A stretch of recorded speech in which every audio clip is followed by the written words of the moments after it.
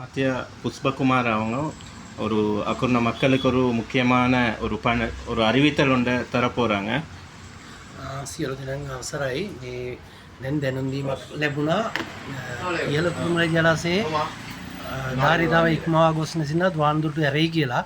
එහෙම වුණොත් අපේ පොල්ගොල්ල ජලාශයට එන වතුර ප්‍රමාණය වැඩි වෙන නිසා අපේ අකුරණ නගරයට බලපෑමක් එන්න පුළුවන් කියලා දැනුම් දීමක් කරා. එම නිසා අපේ වෙළඳ මහතුන්ගෙන් ඉල්ලීමක් කරනවා. ඉදිරියේ යම්කිසි දෙයක් සිදු වුණොත් ඒ කියන්නේ අපේ කඩවල වල බඩු ටික හරි අයින් කරගන්න උනොත් ඒ සඳහා සූදානම් වෙලා ඉන්න කියලා කාරුණික ඉල්ලීමක් කරනවා. ඕනම වෙලාවක මාවත් දැනුවත් කරන්න කාරුණික ඉල්ලා සිටිනවා. බොහොමත් ස්තුතියි. මාත්‍ය කියන්නේ ඒ කොස්මලයක හරිනෝ දැන් උතුරලා තියෙනවා. ඒ කියන්නේ උපරිම කියලා. එතකොට වැඩි හරිය එනවා. එතකොට මෙහි ධාරිතාවේ යනකොට ෆිෂ් වෙනකොට අඩු වෙයි. එතකොට මෙහි නගරේ වතුර මොනවත් කරන්න බෑ. උපරිම ගිහින් දෙන්න. දැන් අනිත් එක අපේ මෙහි යන වතුර ප්‍රමාණය එතකොට බ්ලොක් වෙනවනේ කඩුවස් වලින්.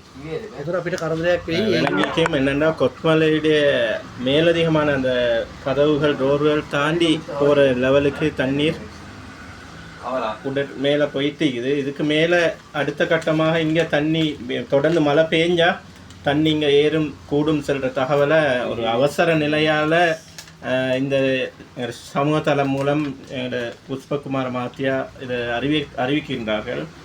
அவசரமாக கடைகளில் உள்ள பொருட்களை ஒழுங்குபடுத்தும்படி பாதுகாக்கிறதுக்குள்ள முறைகளை முயற்சி செய்யும்படி வேண்டிக் கொள்கிறாங்க.